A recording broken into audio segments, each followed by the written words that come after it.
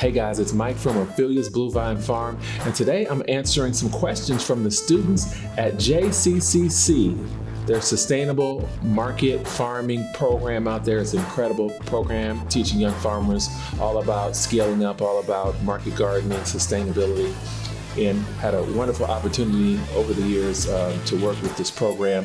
It's a great program, of course, and so they've already watched the soil building video and how we did it at Ophelia's, and a lot of questions and a lot of discussions from that video. So I'm going to answer all the questions that I have sent in, and if you have any additional questions, you can reach out to me at opheliasbluevine.com, opheliasbluevine.com. Go to my contact page and then type in your name, your phone number, your email address, and your question, and I'll make sure to get back with you within just a few short days. So our first question is, how did you remove lead and arsenic from the soil? Do you have to remove the contaminated dirt? Now that's a great question. We went with a little bit different strategy. Of course, one of the strategies was to dig everything out and take it off site and remove it. Now we did remove some dirt and we debris, brought bricks and rubble and stuff like that. But the other strategy was just one of bringing in good data proven soil and compost, building soil and compost and tilling that in. So that was a strategy that we did in order to bring those levels down, and it took quite a while to get in there and to actually till it into the soil and make sure that it was tilled in really well, mixed really well in order to bring those lead levels down. So that's how we did it at Ophelia's. So the question is, how difficult was it to get your products into local grocery stores? It wasn't tremendously difficult, but it was really tedious, and there was a lot of work behind the scenes that had to be done. I think it helps when you start with a great product, and you have a lot of momentum behind you. We had just come off a $25,000 grant through an organization in Kansas City called Casey Gift. Casey Gift is a nonprofit organization helping African American small business owners scale up in the urban core. And through them came their network of resources, and they set up the meeting for us with Hy-Vee Supermarket. I think we were just in the right place at the right time. Hard work had paid off, and the product really speaks for itself. I think when they came in, they tasted the product, they saw what we were doing. Of course, a great product will speak for itself. The passion you put into your product, will just come across regardless of what it is that you're growing. If you cut a lot of corners, then that is going to come across in the product. So if you have a lot of love and a lot of passion and a lot of hard work, then it's going to work out for you. For us, I think the most difficult process was making sure we got the cold chain down, making sure we got the proper packaging, picked up the right UPCs, got the delivering, and then later came the record keeping and some of the other administrative stuff. So for us, it wasn't too incredibly difficult, but I guess it did take maybe 7 years to get there. So that's how we did that. It's a great opportunity for us to grow and really put our product out there. Calculated it out a couple of weeks ago, and over the 2 years, we've delivered over 25,000 units. So that's everyone who lives in, say, Grandview. So we've been able to do some amazing things, over 2 years with being able to deliver to these grocery stores. Next question. Something interesting I learned that Mike purchased the land for his farm through the Kansas City Land Bank. As a follow-up to that, I'd be curious to know what his experience was with the process. Land Bank and the process. I think Land Bank is a great place to start if you're looking at doing something like this, but it's going to be challenging, because I think that right now there's been a big push for development, for commercial building, and so it's going to be difficult, to get them to see your vision. But if I can do it, you can do it. So the next question is, why did Mike choose to focus on herbs as a basis for his farm business? to relate it to the soil. What profiles do herbs grow best in? So I started specializing in herbs because we just didn't have the space to do other stuff. We really love growing things like collard greens, mustards. This year we have access to more land in Edwardsville, Kansas, so we've grown a ton of watermelon, cantaloupes, and other stuff. And so I think you have to look at the space and what is the space telling you?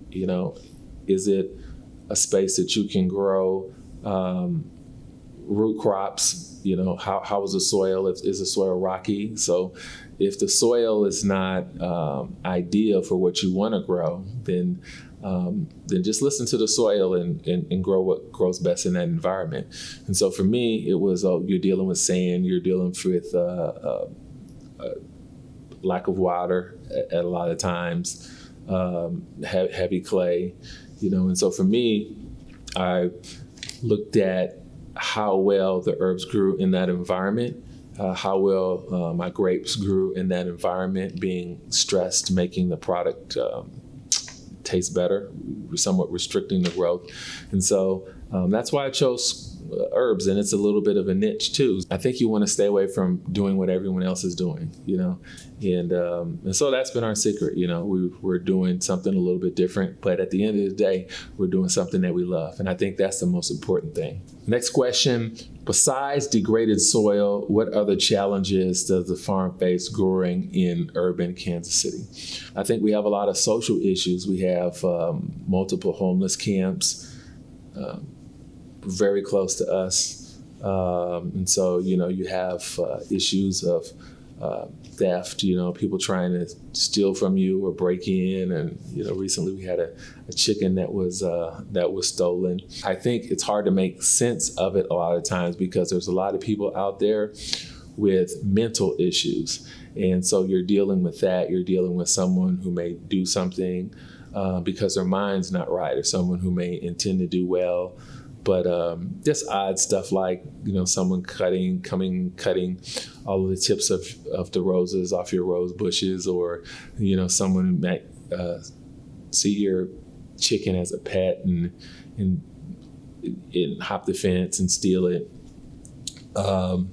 So it is harder to do in an urban environment, but I think there's a great benefit because this type of stuff is not seen in an urban environment. And so you really have the opportunity to do something that really brightens up someone's day and really makes a difference and really changes a person's thinking. And so that's why I love it. So the next question is, how is soil management affected by the surrounding urban environment? How do you counteract pollution, contaminants, and the effects of a heat island? What are the benefits of urban farm? There are a bunch of benefits of an urban farm. Your food doesn't have to travel as far, so you have a fresher food. You're also helping support the local economy. You're helping create jobs. Another great thing we do at Ophelia is we accept food scraps. And so we take those and we shred those, or we feed them to worms. We basically turn it into soil. And so that doesn't have to go out to a landfill. And so, we also have an educational component, a teaching component, and inspiring people to get back into gardening, to be one with nature. And it has a huge benefit in urban farm in the city. So the next part of this question was, how do you counteract pollution, contaminants, and effects of the heat island? I'm a little bit different because I'm not directly in the heart of a downtown, like surrounded by high-rise apartments and whatnot. The beauty of where I'm at is I have an old growth forest really next to me. And so it basically allows me to grow stuff like cilantro, parsley, grow stuff I couldn't grow in that in an urban environment. And it's because I still have those old growth trees, and it just keeps the area very cool. And we have a lot of trees inside the greenhouse. They're grapevines, they're shading, they're cleaning the air. And so we're doing a really good job, I think, as far as what we've done to keep it cool and to clean the air. So the next question, what's a good way to get your homegrown products in the stores? Well, I guess one of the first things would be to contact someone at your local supermarket, be it Whole Foods or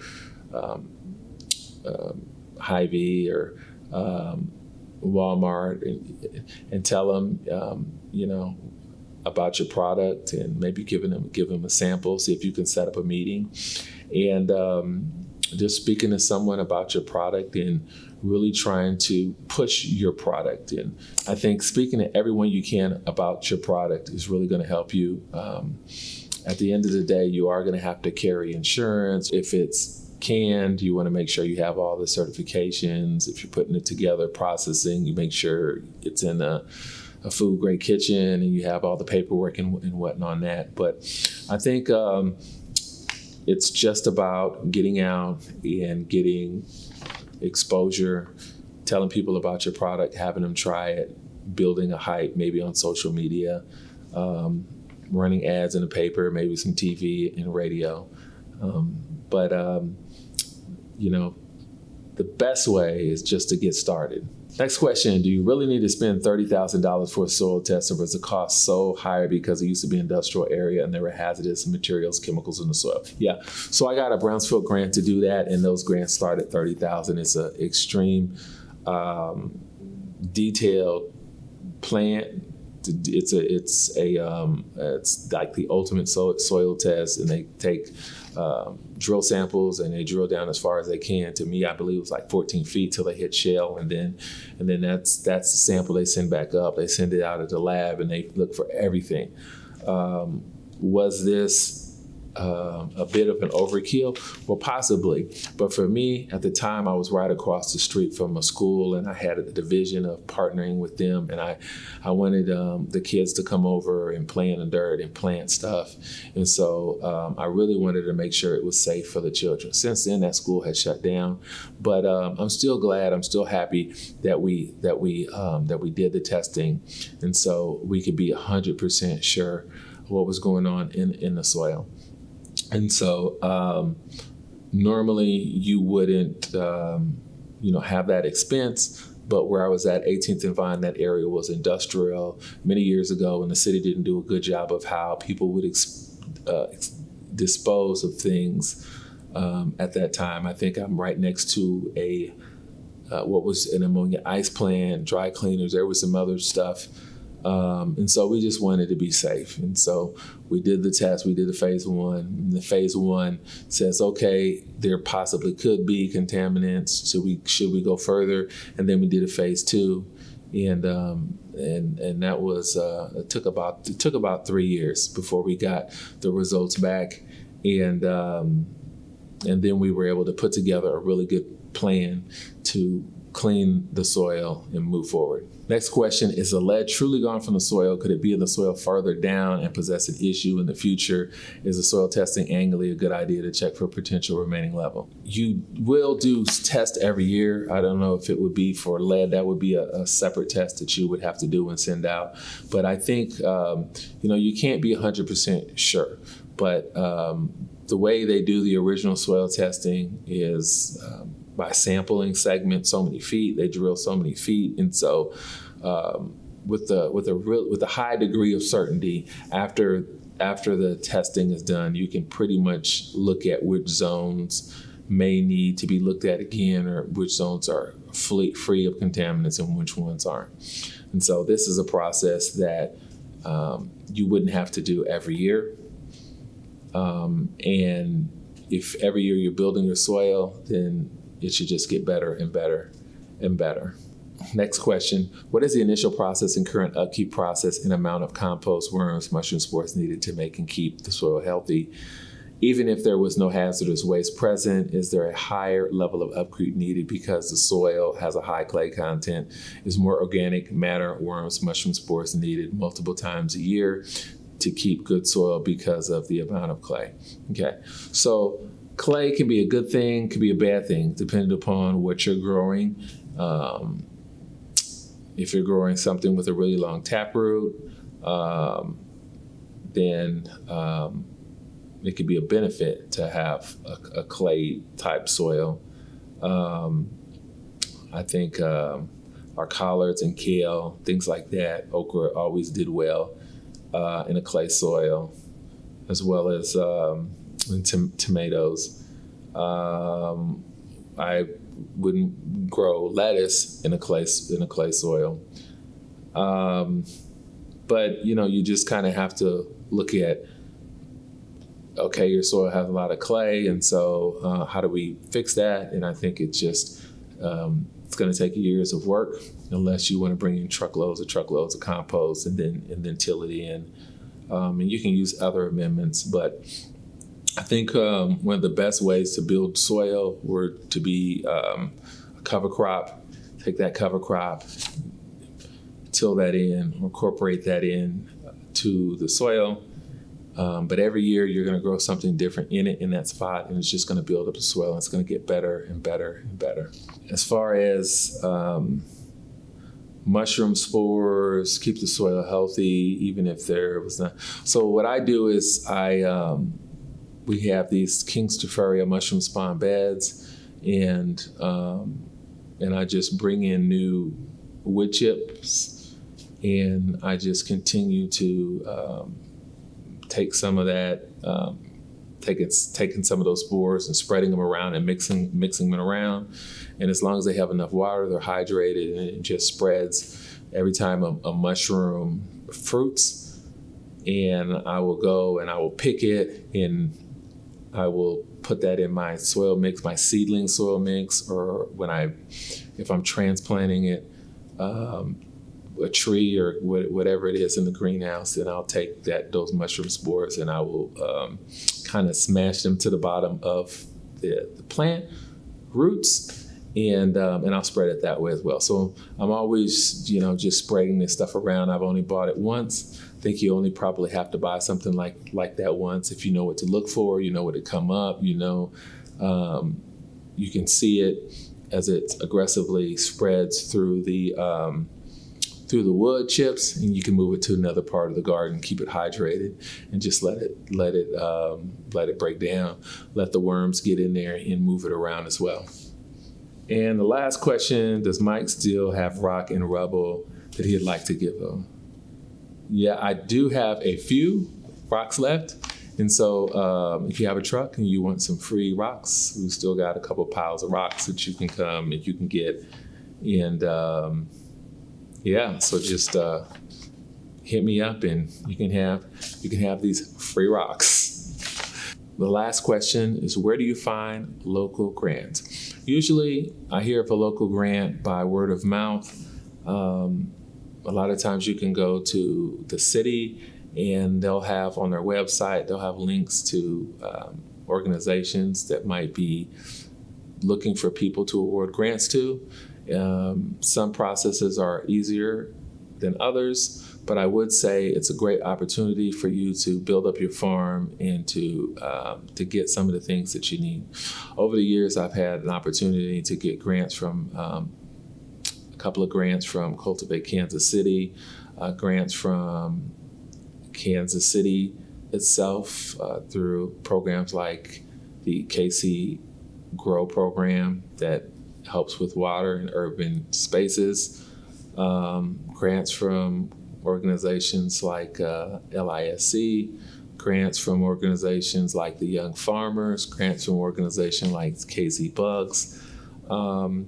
So just ask a couple of farmers or get online and do some searches for local grants or national grants, and just try to tell your story. I think the more you can tell your story, the greater an opportunity someone will come up to you, and that contact will tell you of a grant, and you can apply for that grant, and who knows, you may get $10,000, $5,000, $25,000. I would say we've probably gotten closer to $75,000, $80,000 in grants or so over the years, maybe more.